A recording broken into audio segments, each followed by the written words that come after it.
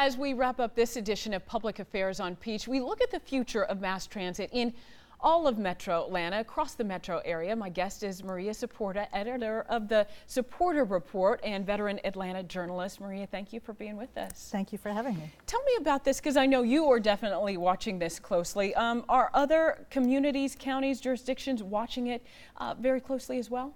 Absolutely. The future of the region is going to depend on how much transit and really rail transit, I believe, is going to be coming. And I think that Gwinnett is willing to start out with some rail, and it's a really good sign. I think just like when Clayton passed the referendum, it did send a message throughout the whole region. How key is turnout? Because I believe that early voter turnout has been decent so far, but everyone needs to turn out on Tuesday. Right.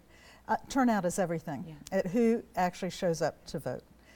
You know, it probably would have been better to have had the vote in November when you had most guaranteed of a heavy turnout. But, you know, there might be a sense that this is such an important vote for the future of Gwinnett that it will bring out turnout. Because you do have a lot of people on vacation, spring break, so March not necessarily the ideal time, but the education has been out there. And you know, the problem with a special election is usually it tends to favor older voters and more conservative voters rather than young millennials who have not yet realized that they can have a greatest impact on local elections as opposed to the big presidential year or, you know, general elections. Right, to turn out for all of those elections. Right. Maria, talk to us about how critical this could be for not just Gwinnett County, but for other communities who, you know, get to the point where they consider this and they bring in more buses and more rail. It is totally critical, even though I think that the forces of the future of transit are with us. You know, Atlanta keeps growing in population. There's a need to have greater density that can be served by transit, and we are moving in that direction. Whether it passes or not on Tuesday, I think it would be greatly enhanced if it did pass, because I think it would send a message to other counties and other jurisdictions that they need to get with the program.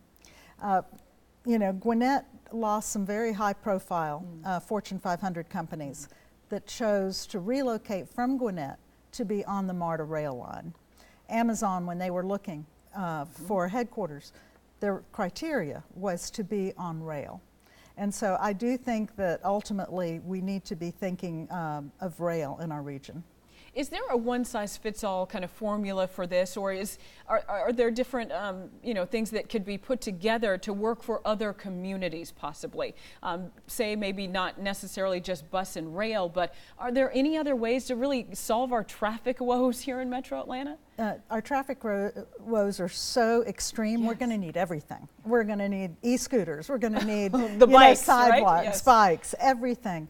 But it's also how we design and how we develop our communities. So we are going to need to gravitate. It's hard to have rail or even bus rapid transit serve very low density areas of our region. So you're going to have to create corridors, and corridors that can be well served by transit and that are pedestrian friendly. So you change the equation, and that has not been something that the Atlanta region has done so much.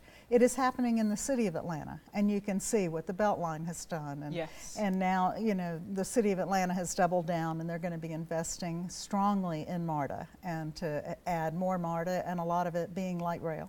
And you've studied closely cities like Seattle.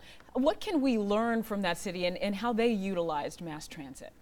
What Seattle did, which I would like to hope that we will do, was that they had a long-term plan to have rail throughout the region, but they knew that it was going to take time. So they built bus rapid transit lines to serve as a way to build the ridership on what the future rail line would be.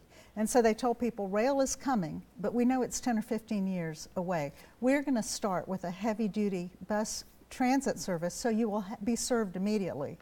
But it was as a precursor for rail.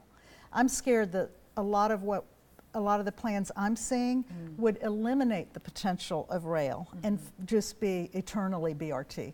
Right. Just the buses, huh? Yeah. You know, so certainly we can learn a lot from many other communities Right. who have utilized this and done well for it. Maria Supporter from the Supporter Report, thank you so much for your time. Thank we you. appreciate it. Okay. All right, of course, we do want to remind you that the referendum vote for Marta in Gwinnett County, it will be this Tuesday, and you can count on CBS 46 to cover the important vote on March 19th. Thanks so much for joining us for this edition of Public Affairs on Peach. That's it for this week's edition. Of course, we will see you back here next Sunday morning.